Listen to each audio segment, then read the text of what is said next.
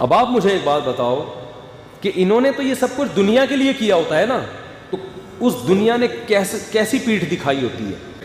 یہی وہ دنیا ہے جو شوبز کی دنیا سے وابستہ لوگ, کسی کو کینسر ہو رہا ہے, کسی کو ہارٹ اٹیک ہو رہا ہے, کوئی کس طرح سے مر رہا ہے, مرنے کے بعد وہ ساری ترقی جو آسمان کی بلندیوں تک پہنچی ہوئی تھی وہ دھڑام سے نیچے, بلکہ مرنے کیا بڑھاپے کے بعد ہی.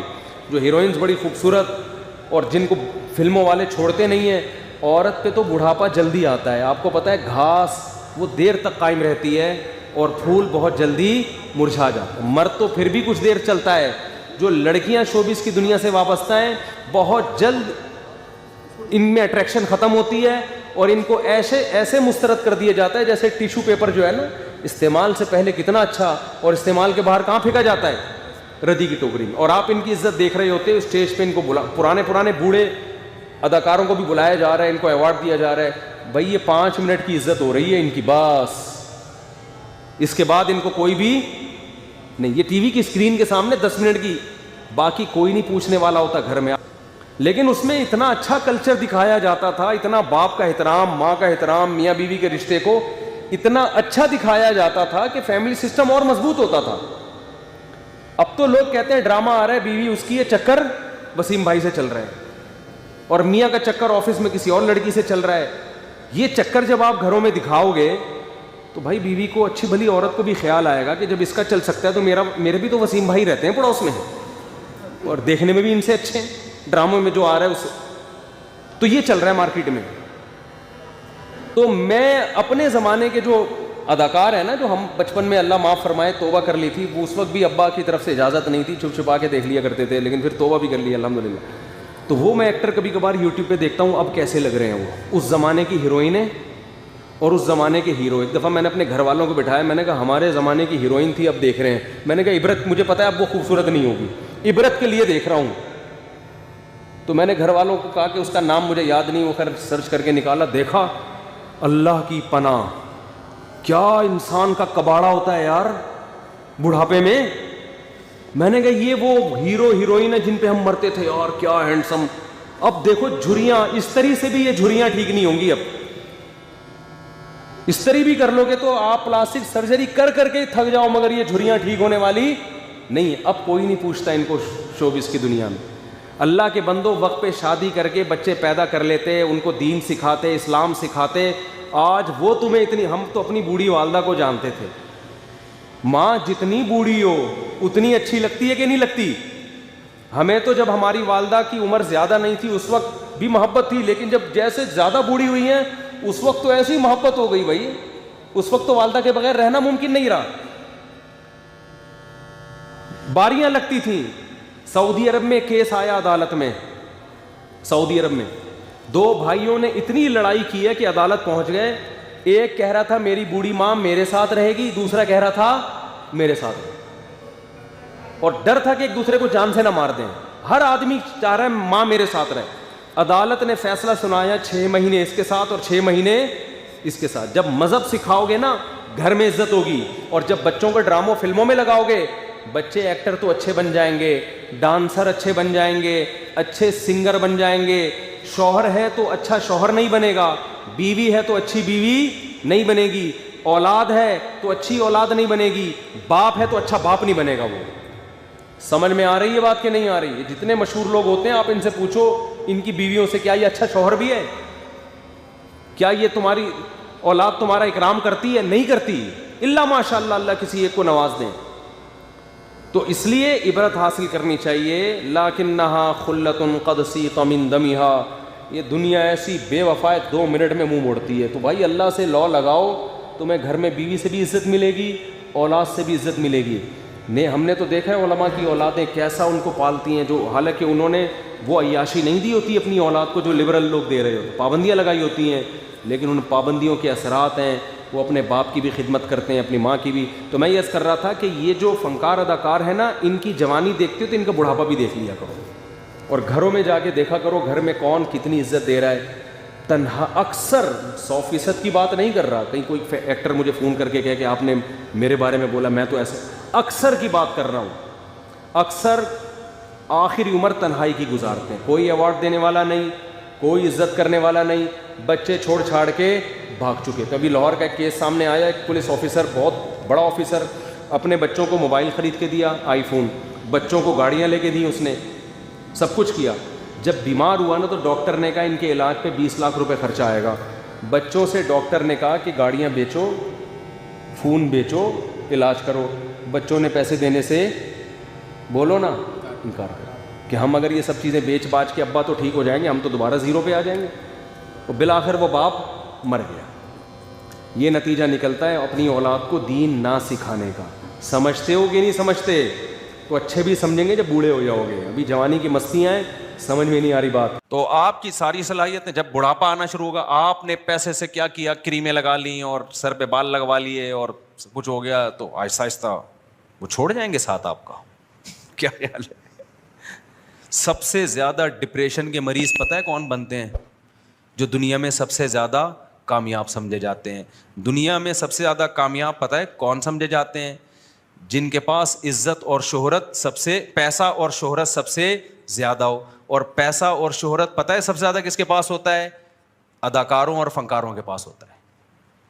نہیں یہی بات, دوبارہ سے جملہ ریپیٹ کرتا ہوں. دنیا میں سب سے زیادہ کامیاب کون سمجھا جاتا ہے؟ جس کے پاس شہرت اور دولت سب سے زیادہ ہو. اسی کے پیچھے تو دنیا بھاگ رہی ہے نا, پیسہ اور شہرت. اور دنیا میں سب سے زیادہ شہرت اور پیسہ پتہ ہے کس کے پاس ہوتا ہے؟ فنکاروں اداکاروں کے پاس ہوتا ہے. اور آپ کو پتہ ہے دنیا میں سب سے زیادہ ڈپریشن کے مریض کون بنتے ہیں؟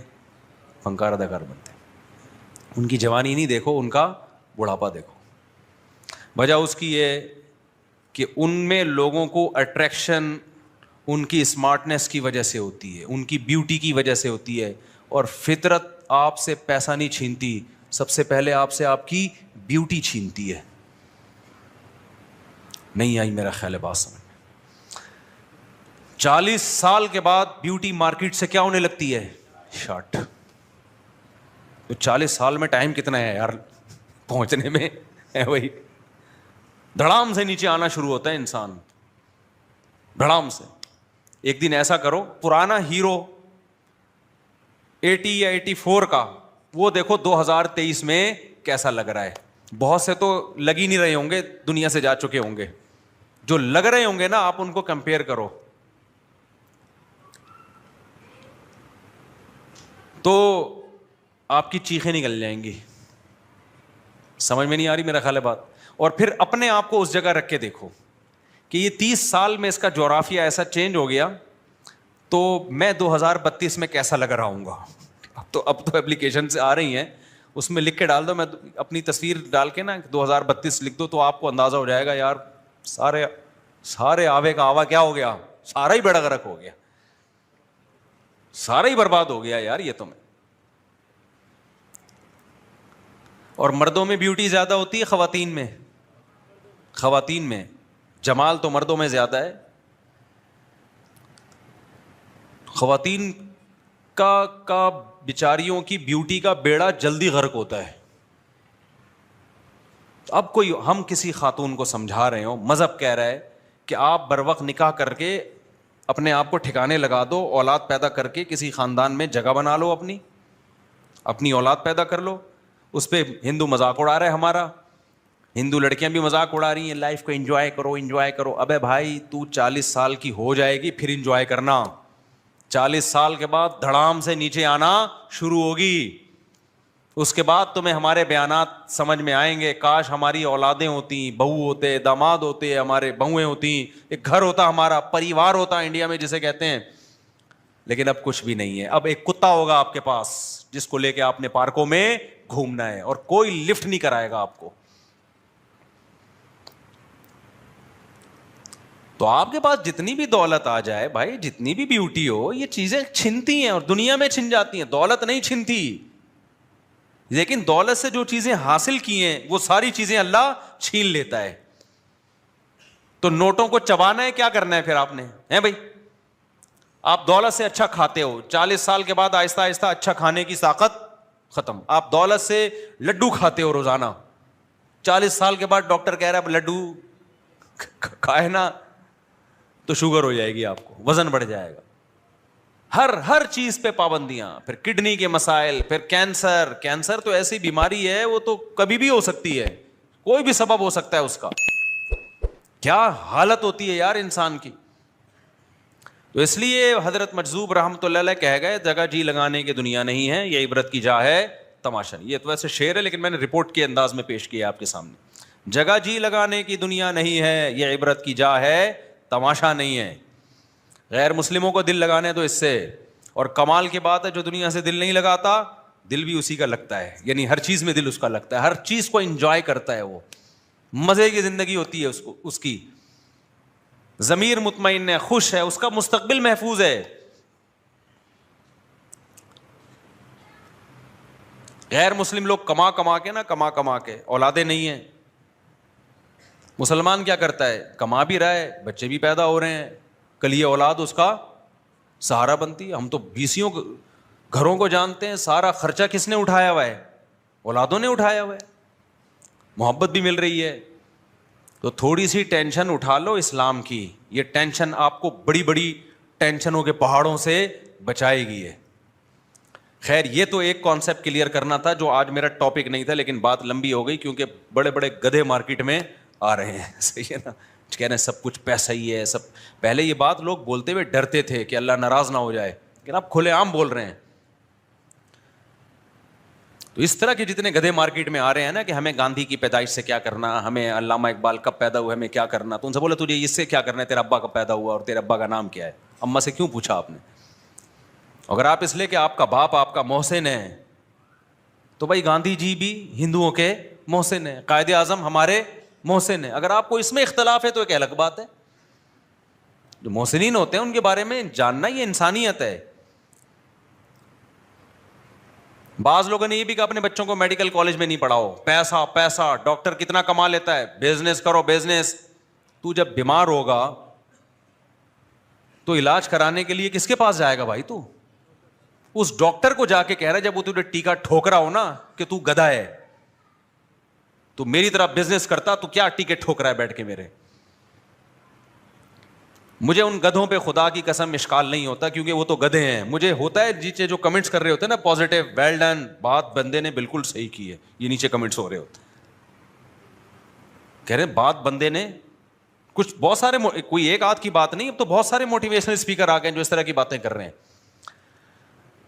میرے پاس جب کوئی آتا ہے مفتی صاحب میں بزنس کر کے پیسہ کماؤں یا میڈیکل سائنس میں جاؤں, میں کہتا ہوں بزنس کر کے پیسہ کمانا آسان ہے, ڈاکٹر بننا مشکل. آخرت کی دولت کمانی ہے تو اچھی نیت سے ڈاکٹر بن جاؤ. ہاں پیسہ کمانے کی نیت سے اگر ڈاکٹر بن رہے ہو تو یہ غلط ہے, پیسہ کمانے کی نیت سے تو پھر بزنس ہے. لیکن بات ہے آخرت بھی تو ہے نا. من احیاھا فکانما احیا الناس جمیعا, جس نے ایک انسان کی جان بچائی اس نے ساری دنیا کے انسانوں کی جان بچائی. اور دوسری بات یہ کہ سارے بزنس کر نہیں سکتے, یہ تو اللہ کا نظام ہے بھائی. بزنس مین کو ملازمین بھی تو چاہیے, وہ کہاں سے لاؤ گے آپ؟ ترغیب تو دی جائے گی بزنس کی, لیکن ہر ایک کے مقدر میں نہیں ہوگا. یہ اللہ نے معیشت کو تقسیم کیا, لوگوں میں ضرورتوں کو بانٹا ہے, کوئی کچھ کرے گا, کوئی کچھ کرے گا, کوئی کچھ کرے گا. کسی طبقے کو آپ برا نہیں کہہ سکتے. ایک کانسیپٹ تو یہ ہے, یہ جو ہمارے ہاں لبرل اور سیکولر لوگوں میں, ایک مذہبی لوگوں میں بھی گڑبڑ ہے, جو آج میں نے اس ٹاپک پر بیان کرنا تھا. ہمارے جو مذہبی لوگ ہیں نا ان میں بھی کوئی مسئلہ ہے تھوڑا سا. ہمارے حضرت ایک بات بہت بتایا کرتے تھے کہ جن لوگوں کو دیندار بننے کا شوق ہے نا ان کو بھی دیندار بننا آتا نہیں ہے. دیندار بننا آتا نہیں ہے. دیکھو اسلام اور مذہب اور دین نام ہے قرآن اور سنت کو فالو کرنے کا, پیغمبر کی تعلیمات کو فالو کرنے کا. آپ کے مزاج کو فالو کرنا اس کو اسلام نہیں کہتے. ہمارے یہاں کچھ چیزیں لوگوں میں مشہور ہو گئی ہیں. جب حضرت مولانا طارق مل صاحب کے بیٹے کی حادثاتی موت ہوئی نا تو کچھ چیزیں اس وقت بھی میرے سامنے آئیں. لوگ کہہ رہے تھے خودکشی کی ہے, خودکشی تو نہیں کی تھی 100%, یہ تو ثابت ہو گیا ہے, وہ چیمبر میں گولی غلطی سے چل گئی. ایک بات ہے اگر بالفرض کی بھی ہے خودکشی, مثال ہے, تو اس کا مولانا طارق جمیل صاحب کے دیندار یا بے دین ہونے سے کیا تعلق بھائی؟ یہ اللہ نے کب کہا ہے کہ جنت میں وہ جائے گا جس کا بچہ بھی نیک ہوگا؟ یہ کہیں لکھا ہوا ہے قرآن میں؟ نہیں ہے میرا خیال ہے. بات کہتے خودکشی کے خلاف بیانات، اپنے گھر میں خودکشی ہو گئی، تو ہو سکتا ہے بالکل. انسان اپنے عمل کا مکلف ہے، بیوی بچوں کے عمل کا مکلف نہیں ہے. قرآن نے کہا قوا انفسکم واہلیکم نارا، اپنے آپ کو اپنے بیوی بچوں کو جہنم سے بچانے کی کوشش کرو. بچا پاؤ گے؟ اس کے بارے میں تو قرآن نے کہہ دیا انک لا تہدی من احببت، اے نبی آپ نہیں بچا سکتے، ہدایت دے سکتے. ہدایت کس کے ہاتھ میں ہے؟ میرے ہاتھ میں. نبی اگر کسی کے دیندار ہونے سے اس کے رشتہ داروں کو ہدایت ملنا ضروری ہوتا تو سب سے پہلے محمد صلی اللہ علیہ وسلم کے سب سے چہیتے چچا ابو طالب کو ہدایت ملتی. ساری زندگی ہمارے نبی اس درد میں روتے رہے کہ کسی طرح میرے چچا کو ایمان کی توفیق مل جائے.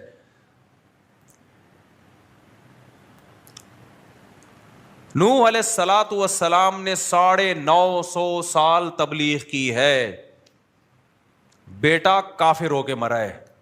کیا کوئی نوح علیہ السلام، ہمارے لوگ ہوتے وہاں پہ، ہم کہتے لو دنیا کو تبلیغ ہو رہی ہے، اپنے گھر کی فکر نہیں ہے. نوح علیہ السلام کی بیوی بھی کافر، لو دنیا کو سمجھا رہے ہیں، اپنی بیگم کو دوپٹہ نہیں پہنا سکتے.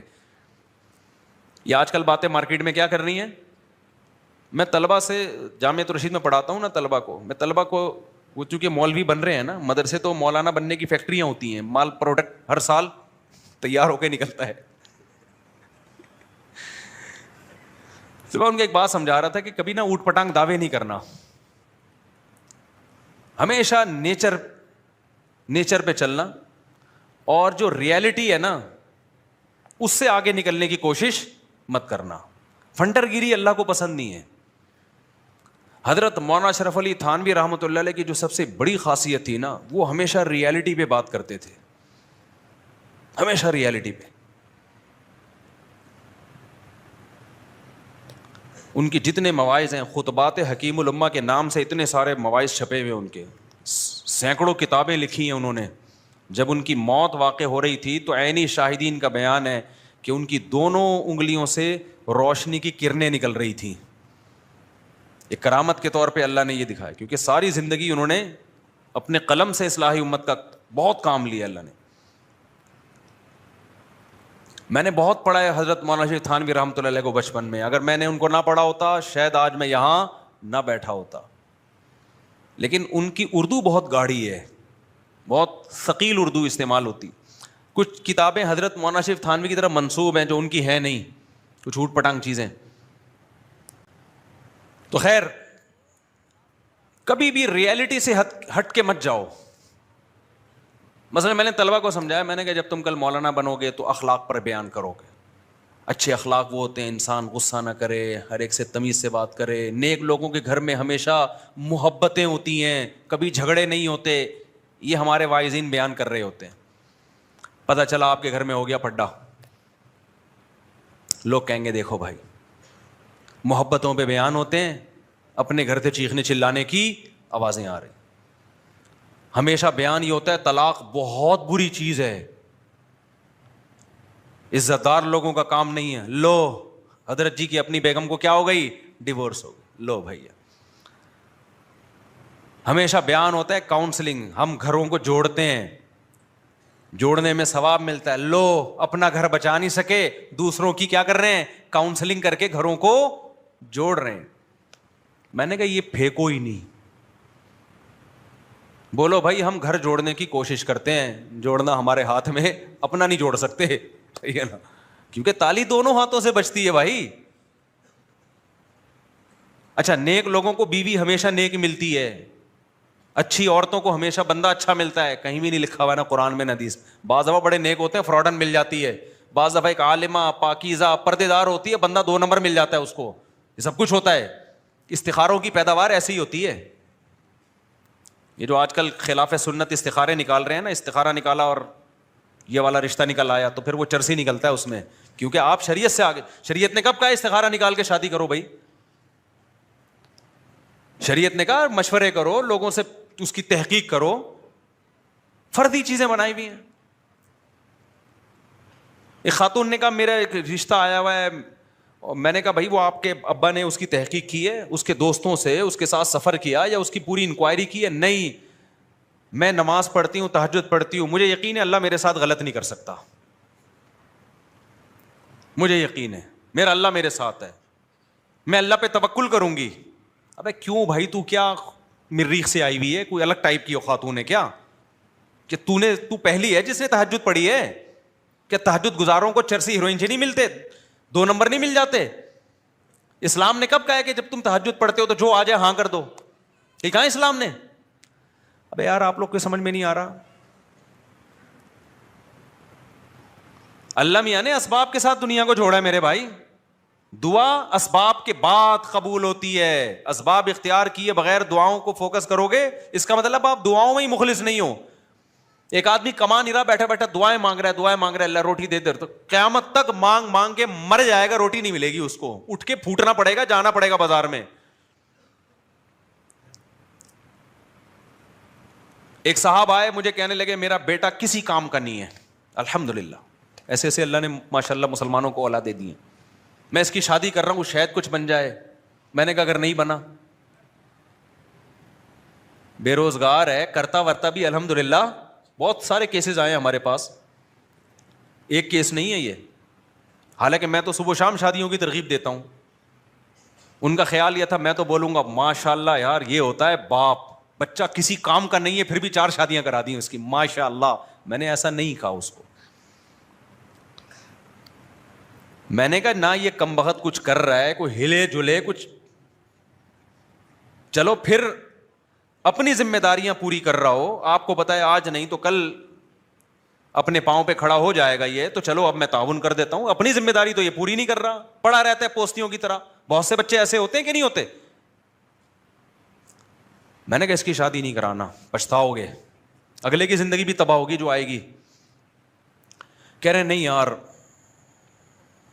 اللہ نے چاہا تو انشاءاللہ یہ ٹھیک ہو جائے گا نکاح کے بعد. میں نے کہا اللہ نے اگر نہیں چاہا تو پھر تجھے پتا ہے کہ اللہ کیا چاہے گا؟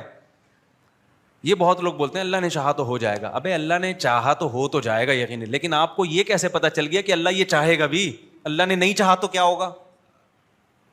تم نظر سے نظر ملاتے تو, بات کرتے نہ مسکراتے تو, اختلافات ہوتے رہتے ہیں, آنا جانا تھا آتے جاتے تو. آگے ہے یہ ایک شعر, شاعر نے کہا ہے کہ آ بھی جاؤ کہ ہم بلاتے ہیں, تم بلاتے اور ہم نہ آتے تو.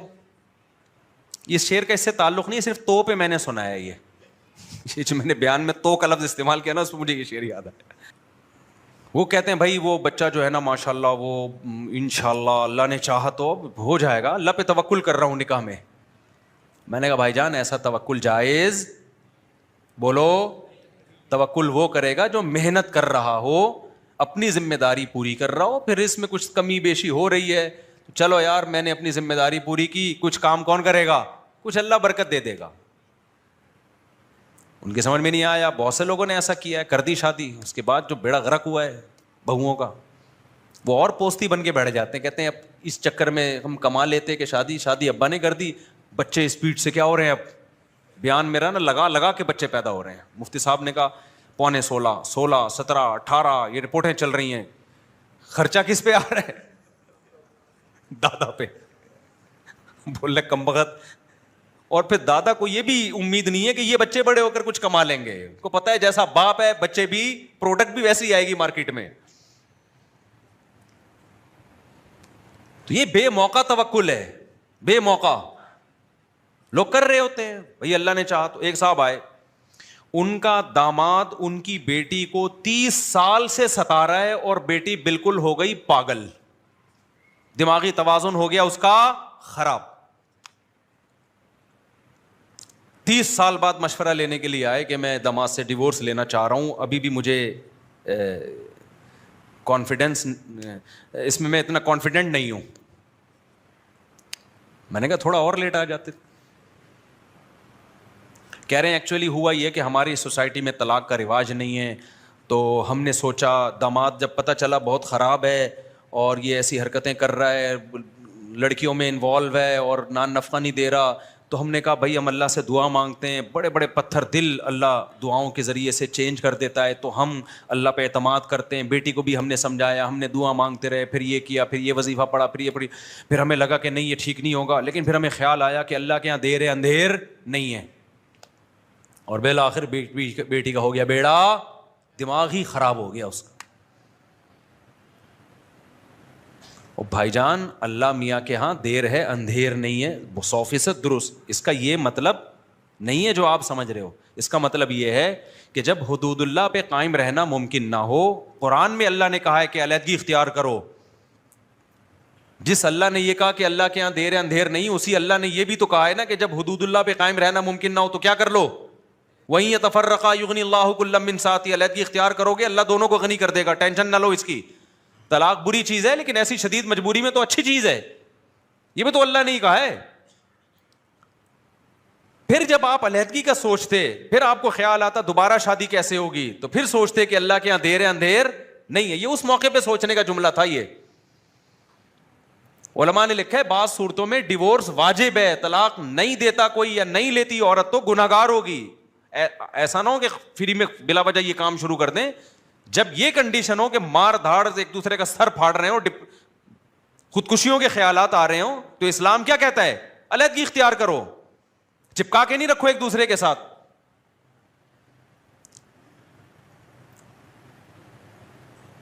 ایک خاتون نے کہا میری شادی ہو گئی, ایک ہفتے کے بعد پتا چلا کہ جی بندہ بالکل اولاد ہی نہیں ہو سکتی, بالکل نامرد ہے.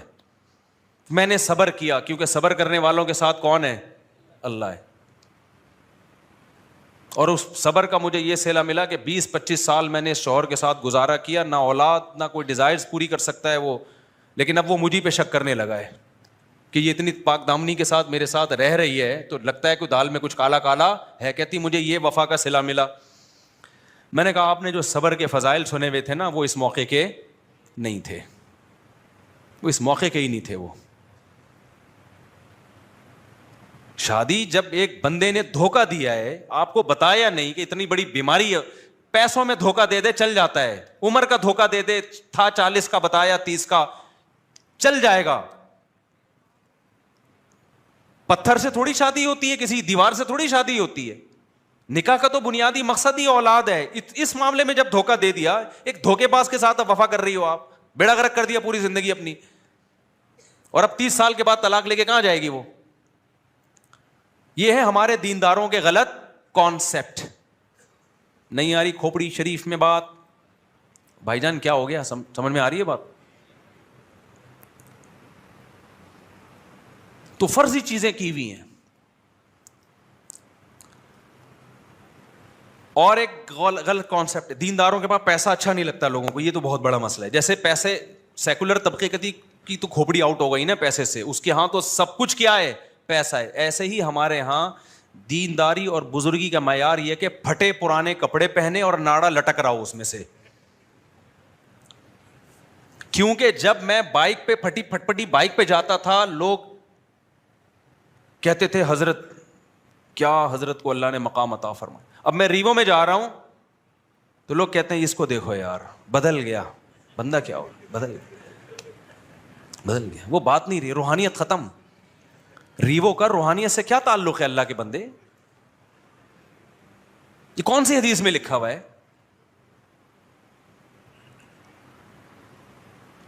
یہ سیلفیاں لے رہے ہیں, سیلفی لینے کا اس سے کیا تعلق ہے بھائی؟ ایک صاحب نے لکھا ہمارے مدرسے کے طالب علم کہ میں اس مفتی کے بیان پہلے بہت شوق سے سنتا تھا, پہلے یہ سادہ تھا, پتہ نہیں کیا مطلب تھا, شاید ناڑا لٹک رہا ہوگا, کیا ہوگا. میرے تو ہمیشہ سے یہی سفید لباس رہا ہے, 25-30 سال, 95 سے لے کے اب تک میں سفید کپڑے ہی پہن رہا ہوں. گھر والے کبھی کوئی کلر رنگین پہنا دیں زبردستی تو ایک الگ بات ہے, ورنہ یہی ڈیزائن, یہی کالر, اور یہ اس کے علاوہ کچھ نہیں پہنا ہم نے. اور کیا سادگی چاہیے میرے بھائی, تمہیں وہ ناڑا لٹکنا ہی رہ گیا ہے کہ حضرت اتنے سیدھے ان کے زارمل لٹک رہا ہوتا ہے, اتنے سادہ. تو کیا تمہیں لینا دینا یار, ایک بندہ اگر ریوو میں بیٹھ گیا تو کیا ہو گیا اس سے یار, کیوں فضول. یہ اچھے دیندار لوگوں کے کمنٹس ہوتے ہیں نیچے.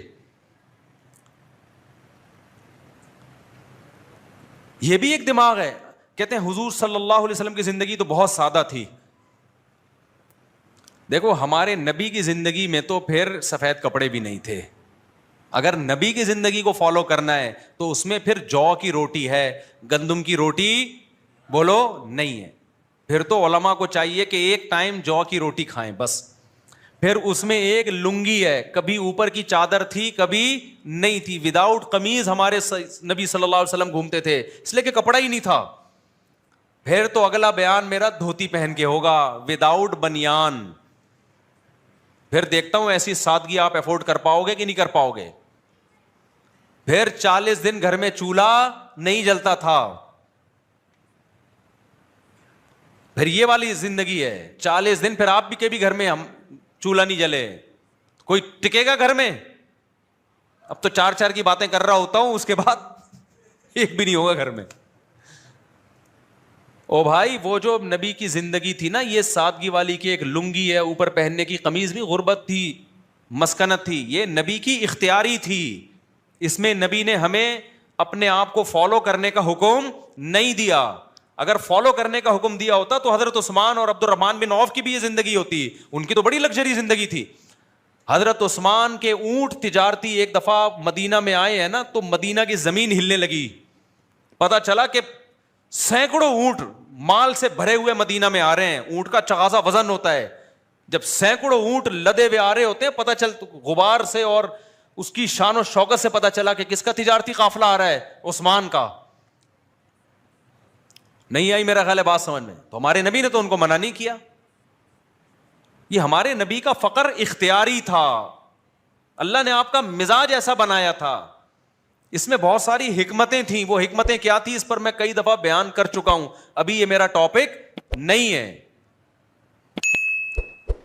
سلیمان علیہ السلام بھی تو اللہ کے پیغمبر تھے نا. کتنا بڑا عالی شان تخت تھا ان کا, کیسا عالی شان تاج تھا ان کا. ہمارے آج کے یہ صوفی ٹائپ کے, جو جاہل ٹائپ کے صوفی ہیں, یہ اس دور میں ہوتے, حضرت سلیمان کے پاس آ کے کہتے کہ آپ کی تو اسٹائل ہی الگ ہے. آپ کا تو بھائی یہ تو بزرگوں کا اسٹائل یہ ہوتا ہی نہیں ہے.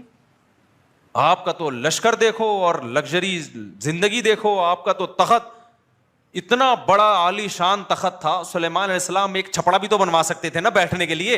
ایک منجی ہوتی, اس پہ سلیمان علیہ السلام آگے بیٹھ جاتے, دربار وہاں بھی لگ جاتا. ارے منجی نہیں ہوتی جس میں نیچے سے بھی ہوا لگتی ہے. بیڈ میں نا نیچے سے ہوا نہیں لگتی. منجی میں فائدہ ہوتا ہے کہ نیچے سے بھی ہوا لگتی ہے. اس میں زیادہ سکون کی نیند آتی ہے. تو سلیمان علیہ السلام ایسے بھی تخت لگا سکتے تھے کہ چارپائی ہوتی ہے وہ جو کھجور کے پتوں والی, اس پہ بیٹھتے.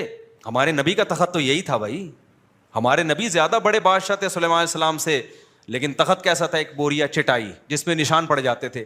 سلیمان علیہ السلام بھی اللہ کے محبوب پیغمبر, لیکن ان کا انداز کیسا تھا؟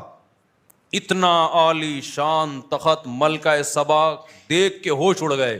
ہیرے جواہرات جڑے ہوئے اس میں. اب کوئی کہتا ہے یہ بزرگ ہیں, ان کا انداز تو دیکھو.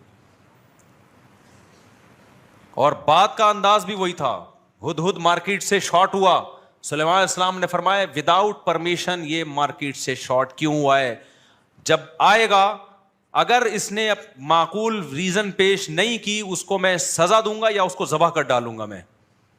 آپ کو لو بھائی ان کے تو بات کیسے کر رہے ہیں یار. یہ یہاں کے صوفی ہوتے کہتے یار یہ تو بات بھی عجیب انداز سے کر رہے. بھائی حکومت چلانا ہے تو اسی اسٹائل میں بات ہوگی. اگر سلیمان علیہ السلام کا اسٹائل یہ ہوتا ہدہد جب آئے گا تو دیکھیں پہلے میں اس کو محبت سے سہروزے کی جماعت میں بھیجوں گا, پہلے تو محبت سے سمجھاؤں گا میں اس کو. تو ہدہد تو سدھرتا نہیں سدھرتا, جو اور درباری تھے وہ بگڑ جاتے. بولتے ہیں یہ صحیح مل گئے بھائی ہمیں بادشاہ سلامت, جہاں مرضی غائب ہو جاؤ, کوئی بھی بہانہ کر دو. یہ دل کے اتنے نرم ہے, وہ بہانہ کیا کر لیتے ہیں؟ قبول کر لیتے ہیں. سلیمان علیہ السلام کو حکومت چلانی تھی, فوج تھی. فوج میں ایسا نہیں ہوتا.